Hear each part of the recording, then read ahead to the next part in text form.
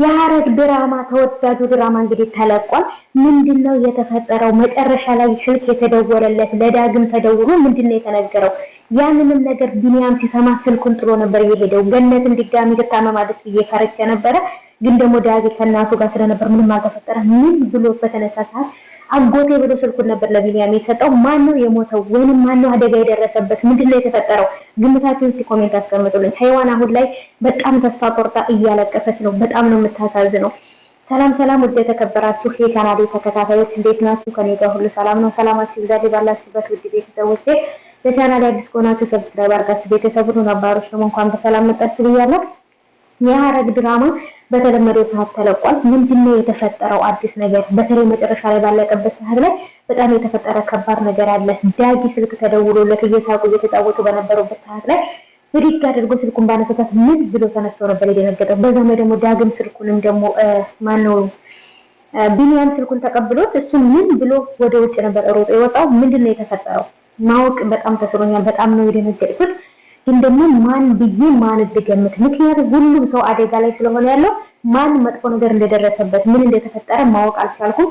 እስኪ እናንተ ግምት ኮሜንት አስቀምጡልኝ። እውነት ለመናገር በጣም ከባድ ነው። አሁንም ላይ ያፌት ኤፍራታንን ይዞ በድርጅቱ ወደ ድርጅቱ እንደመጣና የሆነ አዲስ ጌም ሊጫወት ወይም ደግሞ አዲስ ጨዋታ እየጀመረ እንደሆነ መርማሪው ፖሊስ ነግሮታል። ምክንያቱም በጭራሽ እሱ እንኳን አይደለም ኤፍራታንን ይቅርና ማንንም ሰው ወደ ድርጅቱና ወደ ቢሮ ይዞ አይሄድም።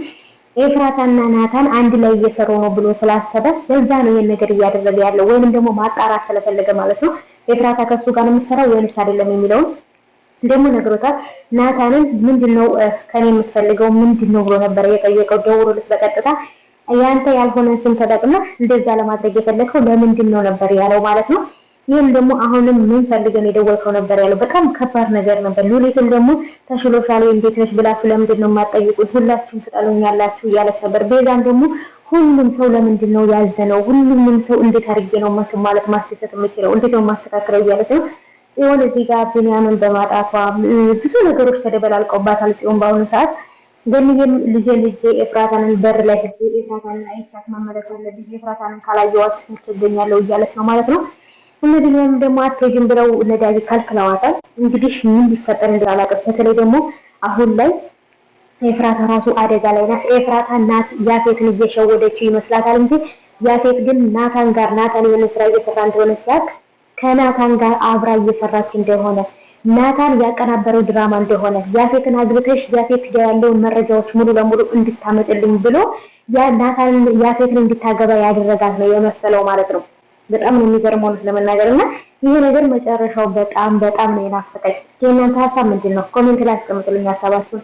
እኔ በጣም አስፈርቶኛል መጨረሻው የሐረግ ድራማ መጨረሻው በጣም ነው የሚገርመው። የሆነ ሰው ይሞታል ብዬ አስባለሁ። ግን ደግሞ ከቤዛም ከኢም ደግሞ ከኤፍራታም ከናታንም ደግሞ ከኢንስፔክተሩ ወይም ደግሞ ከመርማሪው ከነዚህ ከዳጊ ከቢኒያም ከገኒ ማንም ሰው እንዲሞት አልፈልግም። ሌሎቹ እነዚህ ክፉዎቹ እነ ያፌትና እነዛ ግብረ አበሮቹ ግን ሙሉ ለሙሉ እልቅ ብሎ ደስ ይለኛል። ያፌት የያዛቸውም ሰዎች ቢወጡ ሀይዋንም እዛ ነገር ውስጥ ወጥታ ፍትህን አስፈና ከነሱ ጋር አብራ ሆና ነገሩን ብታስተካክል በጣም ደስ ይለኛል። ግን ደግሞ ምን ሊፈጠር እንደሚችል አላውቅም። ከዚህ በላይ በጣም ከባድ ነገር የተፈጠረ ይመስለኛል። የሆነ ሰው አደጋ ደርሶበታል። ጽዮን ናት ወይንስ ደግሞ ኤፍራታ ወይንስ ናታን? ማን ነው? በተለይ ከጽዮንና ከኤፍራታና ከናታን ማን ይመስላችኋል ችግር የደረሰበት? አላውቅም። ብቻ በጣም ከባድ ነው። መገመት ራሱ የሚከብድ ነገር ማለት ነው።